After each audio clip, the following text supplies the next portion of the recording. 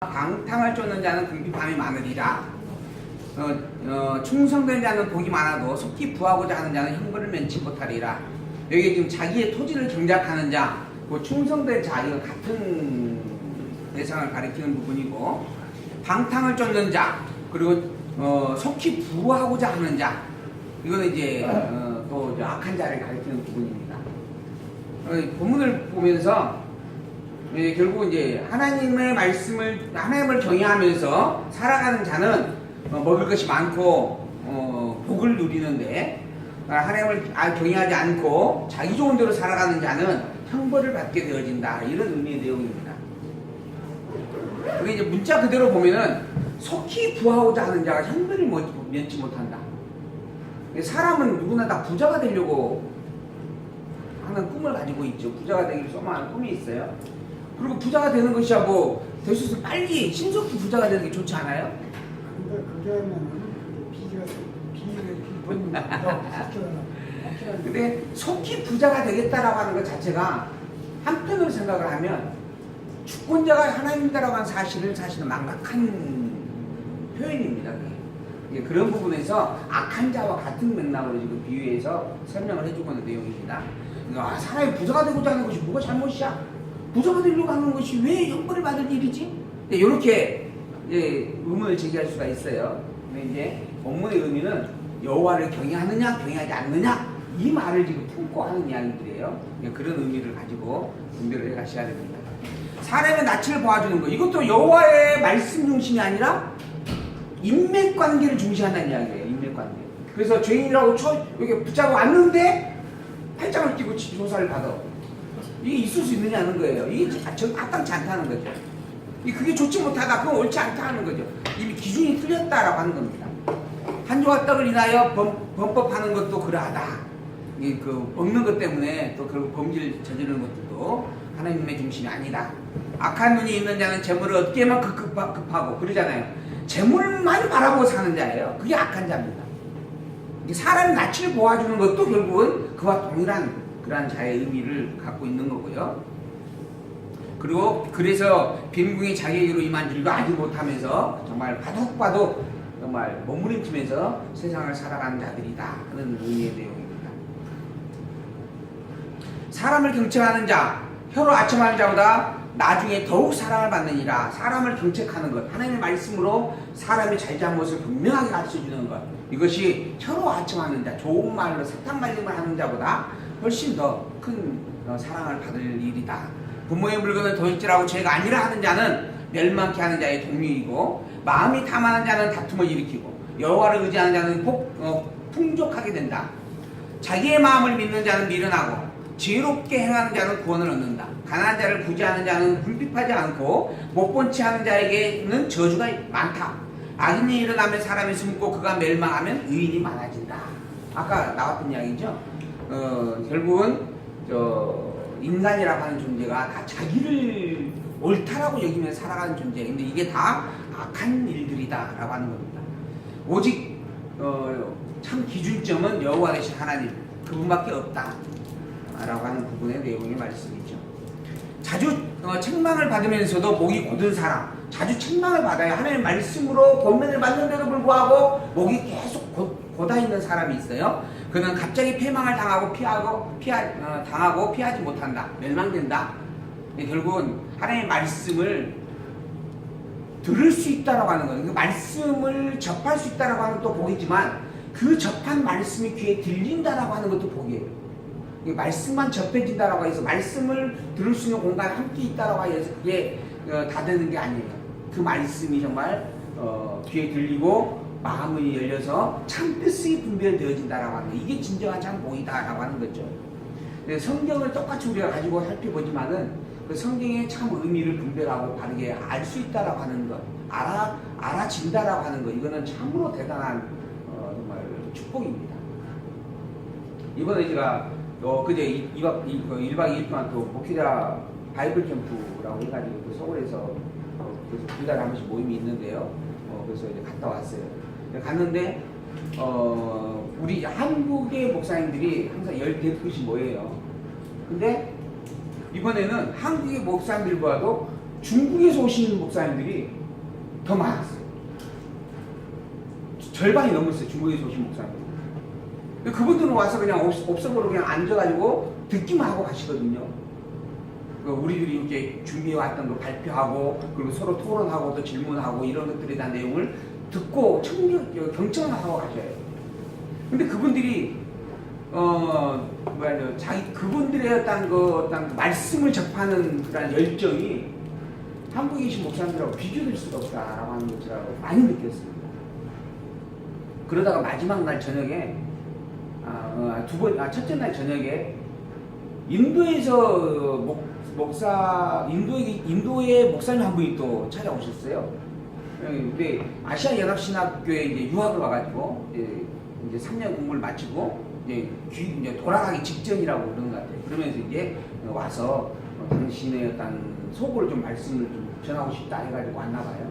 근데 어떻게 왔는가 하고 이제 대충 이야기 좀 들어보니까 김규훈 목사님을 통해서, 김규훈 목사님 영어를 좀 하셔요. 그리고 그 목사님이 영어로 강의한 게 몇 강의가 있어요. 근데 그 강의를 듣게 되어졌다라고 이야기를 하더라고요. 근데 듣기는 딱 3번 들었대요. 그래서 제대로 다 알지는 못하는데, 그래도 그 인도에서 목사 집안이라고 하는 부분은 최상위층이래요. 아직도 그 계급이 있어요. 그 브라만 계급이니 뭐니 이런 계급들이 있거든요. 근데 그 브라만 계급이 종교인단 계급이에요. 종교인단이에요. 그래서 최상위층 계급인데 그 승려들. 근데 거기에 목사도 그게 포함이 되나 봐요. 그러면은 그 아버지, 그 어머니, 그 누나까지, 여자까지도 다 거기는 전부가 다 목사 집안이래요. 근데 그 젊은 분인데 오셔가지고는 이제 영어로 막 이야기를 해요. 내가 뭐 제대로 알아듣겠습니까? 그래서 영어 공부 좀 해야 되겠구나 하고 많은 깨달음을 좀 가지고 왔는데, 그 상황에서 그래도 귀에 자꾸 한 몇 마디가 들리더라고요. 그걸 또 김규 목사님이 이제 또 통역도 해주시고 그래가지고 이렇게 좀 들어서 봤더니 그분이 하는 이야기, 자기는 잘 모른다. 그러나 지금까지 와서 한국교회뿐만 아니라 자기 인도에서도 신학을 공부하고 그리고 유학까지 와서 공부를 해봤지만은 공부하는 것들이 다 여기에서 조금 저기서 조금 이렇게 조금씩 공부를 해고 가르쳐 주더라 하는 겁니다. 근데 가장 큰 다른 점이 이 말씀동 성경신학은 창세에서 계시까지를 처음부터 끝까지 다 가르쳐 주더라 하는 거예요. 정리를 해서 일반적으로. 그리고 또 하나는 그래서 자기는 이게 옳다라고 판단을 했다. 이렇게 조금 여기저기서 막 이렇게 막 순서 없이 듣는 것보다도 배우는 것보다 창세에서 계시까지 성경이라고 하는 것을 안다라고 하는 일이니까 그렇게 가르치는 게 맞다라고 여겨졌다. 그 정도 자기가 이제 그래서 그 부분 가지고도 나는 이게 옳다라고 느꼈다. 그리고 이제 두 번째로는 역사서 다음에 시가서가 있다라고 하는 것 때문에 자기는 또 너무 놀랍고 기쁘다. 뭐 그런 얘기를 하더라고요. 역사 섭리에 대한 내용을 쭉 정리를 해보고 난 다음에 그 역사 섭리를 통하여서 확증된 신앙의 고백으로 하나님이 전능자이십니다. 하나님이 주권자이십니다. 하나님이 영원자이십니다라고 찬양하고 있다라고 하는 이 놀라운 하나님의 존재와 속성에 대한 증거 말씀이 있다라고 하는 것에 자기가 너무 큰 감동을 받았다. 근데 그렇게 가르쳐준 데가 아무 데도 없었다. 그래서 그것만 가지고도 정말 이 성경신학이 너무 분명하고 이게 옳다라고 하는 생각을 참 많이 하게 되어졌다. 뭐 이런 이야기를 하시더라고요. 그래서 이제 김승일 목사님이 대뜸 그 하나님의 전능성, 주권성에 대한 확증을 구체적으로 어떻게 들으셨어요? 하고 물으셨어. 그랬더니 아직까지는 자기가 조금 깊게 공부를 못했다 이야기를 하시더라고요. 그러나 어쨌든 자기의 생각에도 여기서 찔끔 저기서 찔끔 이렇게 조금씩 빼갖고 듣는 것보다는 전체를 다 포괄적으로 듣는다라고 하는 것 자체가 일단은 더 분명하고 확실하지 않겠느냐. 요것만큼 틀림없다라고 생각이 든다. 이런 이야기를 하시더라고요. 그래서 자기가 미흡하니까 누가 이렇게 좀 인도에라도 오셔서 이렇게 좀 그 신학 강의를 좀 해줬으면 좋겠다. 근데 거기는 다 영어문화권이라 갈 사람이 없잖아요. 그래가지고는 그럴 기회가 언제 주시려나 하고 이제 이야기를 좀 했었는데 목사님들이. 근데 또 뭐 그 중에서도 아마 영문학을 지금 또 준비하고 있는 분이 한 분 계신가 봐요. 학교 영어 선생님이신데 지금 학교 은퇴를 조금 일찍 하고 퇴직을 좀 일찍 하고 선교사로 파송을 좀 이렇게 나가서 활동을 하고 싶다 해가지고 지금 그 영어 현지 뭐죠? 스피킹 연습도 좀 하고 뭐 이런 거 하고 있는 분이 계신다 하더라고. 그래서 또 그렇게 해서 때가 좀 이렇게 성장하시려나 보다 하는 생각도 해봤습니다. 이 말씀을 드리는 부분은 그만큼 우리가 접하고 받아들이는 말씀을 사모하는 그 열정이 그분들하고 비교되지 못하더라. 그분들보다 우리가 더 많이 한다라고 이야기하고 또 우리가 거기서 이렇게 좀 오히려 가르침을 주고 있는 입장이다라고 이야기를 하고 있지만 실상 그 말씀에 대한 그 열정으로 볼 때에는 정말 그 열정이 우리보다 훨씬 뜨겁더라 하는 부분의 말씀을 생각이 나서 좀 드려봅니다. 그런데 그러한 책망을 자꾸 받으면서도 목이 곧아요. 이거는 들을 기가 아예 없는 사람인 것이죠. 그는 반드시 패망하게 되어져 있습니다. 그래서 의인이 많아지는 것이 하나님의 백성들에게는 참된 복이다. 지혜를 사모하는 자가 아비를 즐겁게 하고 창기를 사귀는 자는 재물을 얻게 한다. 왕은 공의로 나라를 견고케 하고 하나 뇌물을 억지로 내게 하는 자는 나라를 멸망시킨다. 공의, 하나님의 말씀으로 나라를 다스리는 것이지, 그 나라가 영화롭게 되어지고 이렇게 무궁해지는 것이지, 평안해지는 것이지, 뇌물을 가지고 억압을 가지고서 나라를 다스리는 것은 오히려 나라를 멸망시킬 뿐이다 하는 거죠. 이웃에게 아첨하는 것은 그의 발 앞에 그물을 치는 것이다. 악인의 범죄하는 것은 스스로 얼무가 되게 하는 것이나 의인은 노래하고 기뻐하느니라. 의인은 가난한 자의 사정을 알아주나 악인은 알아줄 지식도 없다. 의인은 하나님의 말씀을 기준에 놓고 하나님의 뜻을 분별하면서 하나님께서 섭리하시는 모든 만물의 주인 되심을 인정을 하고 살아갑니다. 그래서 내 주변에 있는 그 가난하거나 부유한 자들까지도 하나님께서 그들을 왜 가난하게 섭리하시는 것인가, 왜 부유하게 섭리하시는 것인가 라고 하는 것을 살피면서 살아가죠. 근데 여호와 하나님을 인정하지 않고 알지 못하는 자는 저 사람 가난한 사람, 저 사람 부자, 단순히 이것만 기준에 놓고 판단하며 살아가게 되어져 있어요. 그리고 가난보다는 부유함을 쫓는 게 타락의 본성입니다. 그러다 보니까는 가난한 자를 살필 지식조차도 가지고 있지 못하다 하는 겁니다. 그게 악한 자의 본분이고 모습이다. 그러니 결국 그런 악한 자, 즉 여로보암과는 절대 함께하지 말라. 모만한 자는 성읍을 요란케 하여도 슬기로운 자는 노를 그치게 하느니라. 지혜로운 자와 미련한 자가 다투면 지혜로운 자가 노하든지 웃든지 그 다툼에 그침이 없느니라. 피 흘리기를 좋아하는 자는 온전한 자를 미워하고 정직한 자의 생명을 찾느니라. 피 흘리기를 좋아하는 자, 즉 악인은 온전한 자를 미워해요. 결코 함께하지 않습니다. 그리고 그 정직한 자의 생명을 찾아 죽이려고 하는 자예요. 대적자라고 하는 겁니다. 근데 의인이 저에게 말씀을 전하여서 구원을 얻게 하면 좋겠다 라는 마음으로 애타게 그와 함께 해보려고 하지만 결국은 결코 하나로 이루지 못한다. 지혜로운 자와 미련한 자가 다투면 지혜로운 자가 노하든지 웃든지, 지혜로운 자가 말씀을 증거하기 위해서 때로는 노하기도 하고 때로는 웃으면서 이렇게 좀 감싸기도 하고 그럴 수 있잖아요. 그러나 어떤 일을 해도 그 다툼이 그침이 없다. 결코 그 악한 자가 그 말씀을 받아들여주지 않는다, 가르침을 받지 않는다 하는 이야기입니다. 결국은 함께할 수 없는 자는 이야기예요. 같은 존재가 아니다, 본질이 다르다. 그렇다고 해서 지금 우리가 전도하는 것과 이게 어떤 관계가 있는가? 이 본문은 지금 하나님의 언약의 백성을, 언약의 말씀을, 또한 언약으로 쓰고 다윗 왕국을 근본에 놓고 하는 이야기입니다. 다윗 왕국과 함께하는 자, 다윗 왕국을 떠난 자, 이렇게 구별이 되어지는 거예요. 근데 지금 현재 우리는 예수 그리스도로 말미암아 함께하고 예수 그리스도로 말미암아 함께하지 않는 자로 구별이 되어지는 거지, 우리의 어떤 그 울타리 안에서 어떤 가정이나 사회생활 안에서 뭐 하나님을 믿는 자, 믿지 않는 자, 또 이렇게 함께할 수 없는 자로 구별되는 게 표시가 안 나요. 그런 부분 속에서 우리는 누구를 만나든지 말씀을 증거한다. 그래서 이제 신약 성경에 그러잖아요. 때를 얻든지 못 얻든지 여호와를 증거한다, 하나님을 증거한다 라고 하는 이야기의 내용입니다. 그것과 이 본문과의 차별성이라는 부분이 있다라고 하는 것은 좀 구별이 되리라 생각을 합니다. 어리석은 자는 그 노를 다 드러내어도 지혜로운 자는 그 노를 없지 않다. 관원이 거짓말을 신청하면 그 하인은 다 악해질 수밖에 없죠. 주인이 거짓말을 가지고 이끌어가면 그 밑에 있는 종들은 다 그 악을 행하며 살아갈 수밖에 없다 하는 겁니다. 이게 여로보암을 따라가는 그 이스라엘은 다 악한 자일 수밖에 없다 하는 거죠. 가난한 자와 포악한 자가 섞여 살느냐 그러잖아요. 섞여 살고 있어요. 그러나 여호와께서는 그들의 눈에 빛을 주시느니라. 왕이 가난한 자를 성실히 신원하면 그 위가 영원히 견고하리라. 이 세상에 악한 자와 하나님의 백성이 섞여 살아갑니다. 그러나 하나님은 그 중에 눈에 빛을 주어 광명을 보게 하는 섭리를 주관을 하고 계십니다.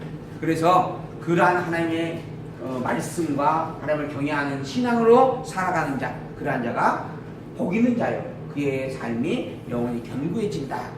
그래서 채찍과 꾸지람이 지혜를 준다. 임의로 하게 버려두면 그 자식은 어미를 욕되게 한다. 그러니까 자기 하고 싶은 대로 내버려두지 말고 언약의 백성은 그 자녀들을 말씀으로 잘 훈계하라 하는 것입니다.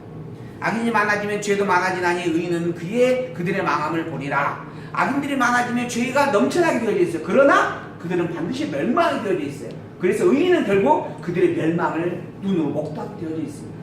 악인은 망한다는 이야기죠. 그러니 내 자식을 징계하라. 그 악인과 함께하지 않도록 하나님 여호와를 경외하도록 때려서라도 가르치라. 그리하면 그가 너를 평안하게 하겠고 또 내 마음의 기쁨을 줄 것이다. 그래서 여호와를 알고 여호와를 경외하는 중심을 바로 세워야 된다. 근데 이러한 자식들에게 여호와 하나님을 경외하도록 하는 지혜를 견고히 세워주기 위해서는 먼저 내가 여호와 하나님 중심에 바로 서 있어야 돼요. 내가 내 삶의 모든 중심을 여호와 하나님 중심으로 살아가지고 그러한 삶을 본으로 보여주면서 훈계하고 가르침이 되어져야 그게 참 교육의 성과를 얻을 수 있다라고 하는 것. 그것도 우리가 이미 상식적으로 경험할 수 있는 부분들입니다. 묵시가 없으면 백성이 방자에 행하거니와 율법을 지키는 자는 복이 있느니라. 묵시가 없어. 여호와의 말씀이 없으면, 여호와의 가르침이 없으면 사람들은 방자에 행할 수밖에 없어요. 그리고 여호와의 말씀이 있고 그의 말씀을 지키는 자는 복이 있는 자입니다. 종은 말로만 하면 고치지 아니하나니 이는 그가 알고도 성령치 아니하니라. 종이라고 하는 자의 본성이 뭐냐면요, 참으로 악해요. 그래서 말만 해가지고는 절대 순종하고 듣지 않습니다. 이게 종의 본성이다라고 하는 겁니다. 이미 타락된 자이기 때문에 근본의 하나님의 말씀을 선포하고 묵시로 가르쳐 줬는데도 불구하고 그 말씀을 순종으로 받아파는 일이 참으로 힘들다라고 하는 겁니다. 본질이 그렇지 않다라고 하는 거예요. 그래서 그 종을 돌이킬 수 있는 방법은 뭐겠어요? 때리는 일입니다. 징계하는 일이에요. 그래서 매를 드시는 거예요, 하나님께서. 왜 하나님께서 선악과를 만드셨는가? 이번에 그것 때문에 중국에서 오신 분이 계시더라고요. 그분이 이제 중국에서 지금 선교하는 목사님들이 몇 분 계셔요. 김기훈 목사님도 가시고 또 이제 전주에 계신 목사님도 2달에 한 번씩 계속 가셔서 이렇게 선교하고 계시거든요. 그래서 이제 그 교회에서 선교부로 한 1,000만 원 정도 이렇게 예산 책정을 해가지고 이렇게 갔다 왔다 하시는 것 같아요. 한 1년에 6번 정도 다녀오시는데, 근데 그 목사님이 가셔가지고 하는데 제 첫 번째 나왔던 질문이 하나 뭐냐면, 하나님 왜 선악과를 만드셨나요? 하는 질문이었대요. 그런데 말씀을 배우면서 이래서 선악과를 만드셨구나라고 하는 답을 얻었대요. 그 고백을 하시더라고요.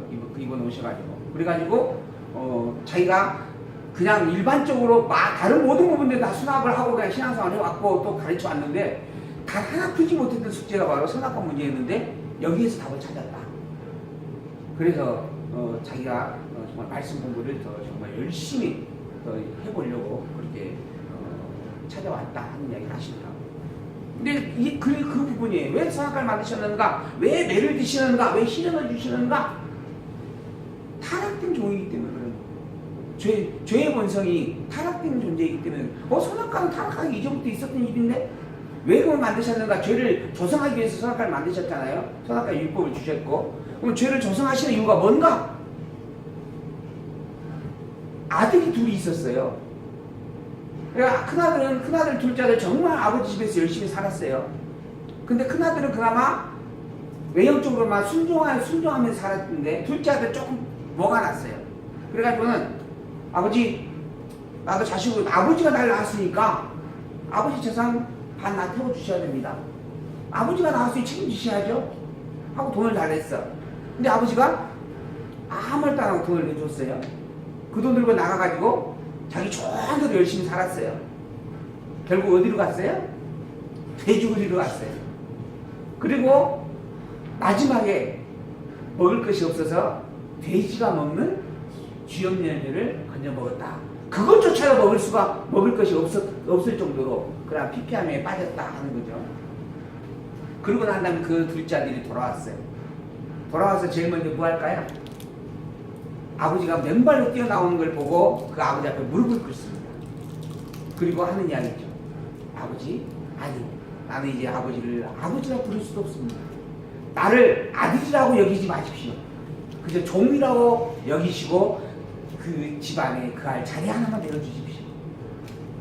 이미 아들로서 아버지의 모든 것을 누리며 살았던 부귀영화가 있었는데 그 진가를 몰랐다라고 하는 거예요. 찬양이 없었다라고 하는 겁니다. 그래서 그걸 깨달아 알게 하기 위하여 일부러 내어 보냈다. 그러기 위해서 필요한 방법이 선악과였다. 그렇게 해서 선악과를 만들어 놓으신 거예요. 왜? 하나님의 백성으로서, 천국의 백성으로서 천국에 대한 그 기쁨과 감동의 찬양을 알지 못하니까. 그거 알게 하려고. 그래서 시련을 주시고 징계를 하시는 것이다. 내가 어느 조급한 사람을 보느냐, 그보다 미련한 자에게 오히려 바랄 것이 있느니라. 종을 어렸을 때부터 곱게 양육하면 그가 나중에는 자식인 채 종을 정말 사랑으로 품어서 양육을 해줬어요. 근데 그 종이 나중에 자라면 착각을 해요.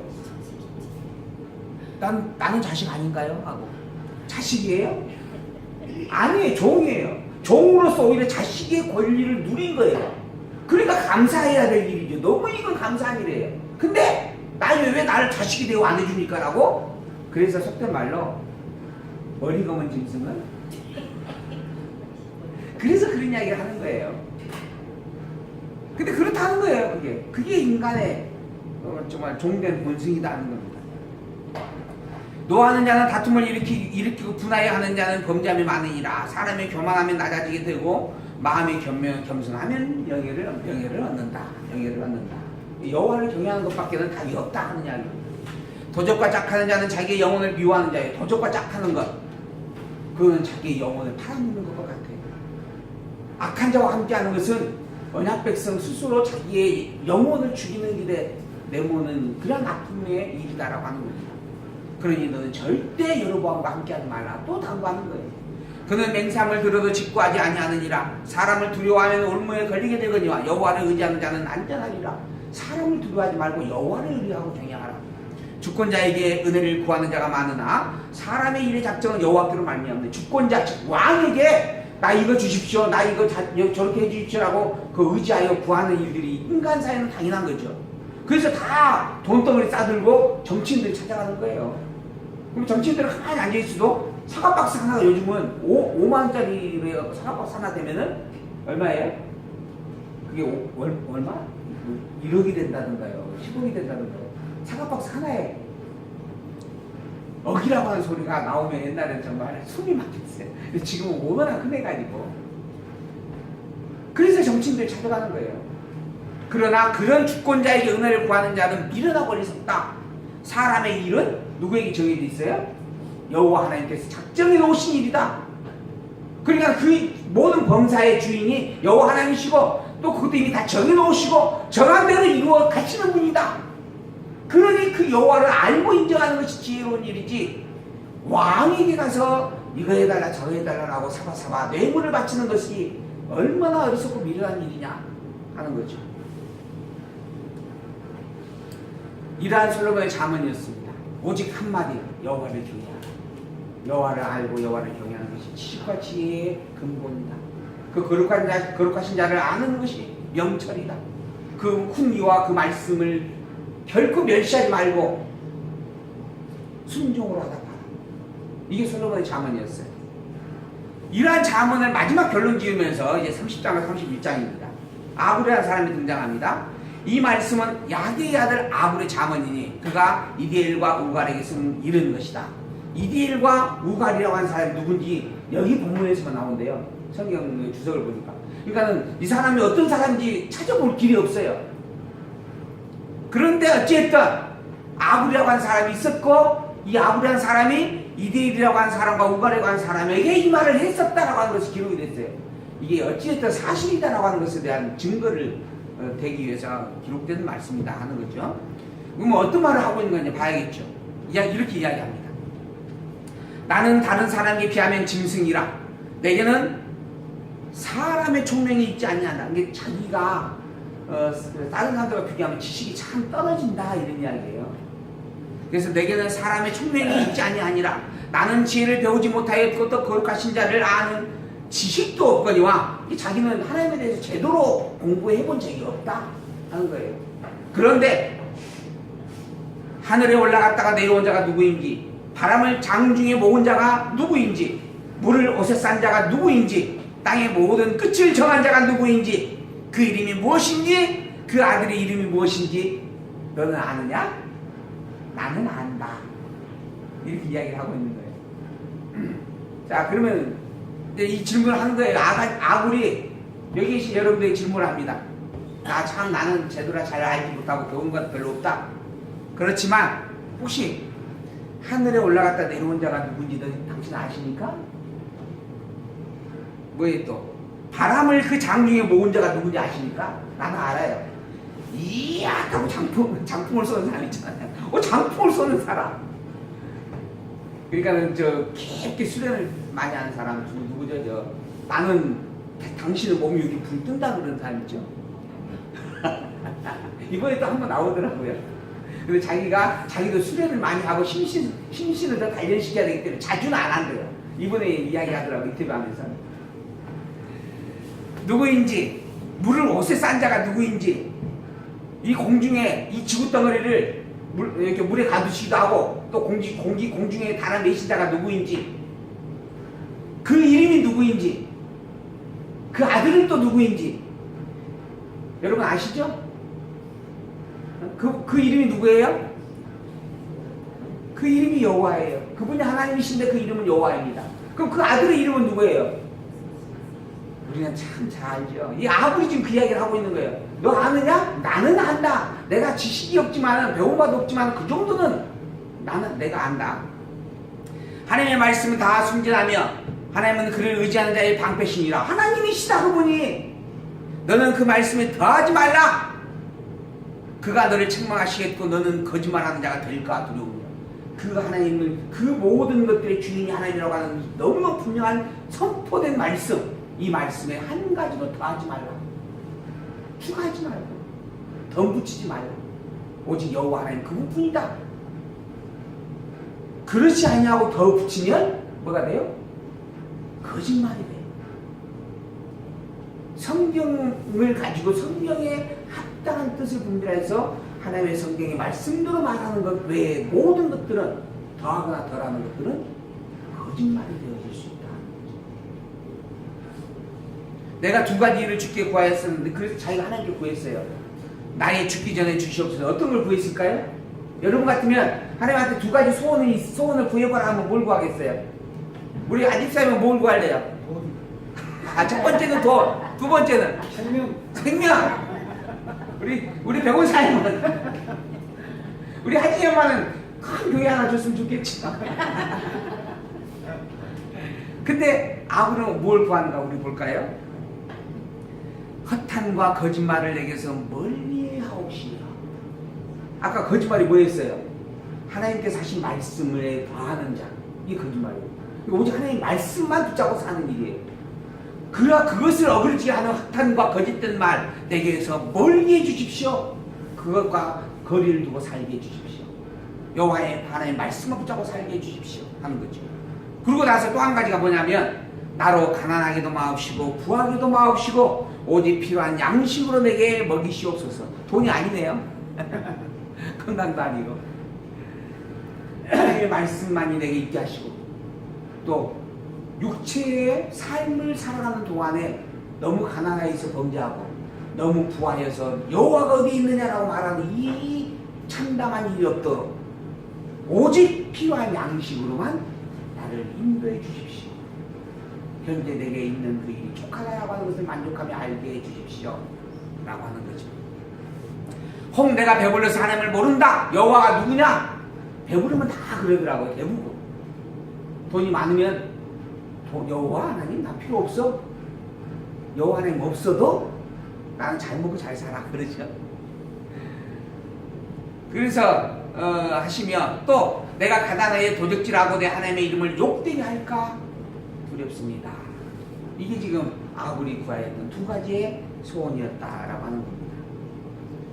너는 종을 그 상전에게 회방하지 말라. 그가 너를 조작했고 너는 죄책을 당할까 두려우니라. 종은 상전에게 충성을 다하는 존재이어야 마땅해요. 근데 그 종과 상전의 관계에서 자꾸 이간질을 시켜. 이건 옳지 않다라고 하는 거죠. 여호와 하나님을 믿는 언약 백성이에요. 그러니까 여호와 하나님에게 충성된 자로 살아가는 게 마땅합니다. 근데 여로보암이 와서 자꾸 유혹을 시켜요. 아니야, 그게 아니야. 때로는 항변도 해야 돼. 잘못된 거 있으면 또 대항도 해야 돼. 하나님처럼 될까? 아니야, 너 하나님처럼 될 수 있어. 그냥 손아빠 따먹어봐. 예, 이런 거예요. 그렇게 하나님과의 관계에서 점점 단절시키려고 몸부림치는 유혹, 그러한 일들을 행하는 자가 악하다라고 하는 겁니다. 그래서 결국 저주를 받는다 하는 거죠. 아비를 저주하며 어미를 축복하지 아니하는 무리가 있느니라. 스스로 깨끗한 자로 여기면서 오히려 더러운 것을 씻지 아니하는 무리가 있다. 스스로는 나는 최고로 깨끗해. 내가 하는 것이 다 옳아. 그러나 객관적으로 보면요, 어떤 상태라고요? 더러운 것을 이미 뒤집어 쓰고 있는 상태예요. 그런데도 불구하고 그 사람이 자기는 옳다 그래요. 그래서 이솝 우화에 보면 그런 이야기가 나옵니다. 청소부가 둘이 왔어요. 하나는 굴뚝을 청소하고 하나는 마당을 청소하고 거실을 청소했어. 그러고 와서 점심 때 둘이 만났어. 서로 얼굴 보고 웃습니다. 하나는 얼굴이 깨끗한 그 앞사람을 보면서 나도 저기 깨끗하겠지 하고 웃고, 또 한 사람은 저 사람 얼굴이 저기 청소하고 나니까 시커매졌네? 그럼 내 얼굴이 시커멓겠지 하고 웃죠. 그러고 나서 화장실을 갑니다. 화장실 가서 얼굴이 씻고 온 사람 누굴까요? 그런 이야기가 있어요. 이솝 우화에 보면 굴뚝 청소한 사람은 화장실 가서 얼굴 씻지 않고 거실에서 깨끗하고 청소한 사람이 오히려 가서 얼굴을 씻고 온다. 왜? 상대방의 얼굴을 보물에 인해서 자기를 판단할 수 있기 때문이다라고 하는 거죠. 그런데 그만큼 사람들은 다 이렇게 자기 나름대로의 기준점을 가지고 살아가는 거죠. 그래서 다 자기가 옳다라고 생각을 하면서 살아갑니다. 얼굴이 시커먼데도 불구하고 상대방 얼굴 통해서 나는 깨끗하다라고 스스로 여기고 사는 거예요.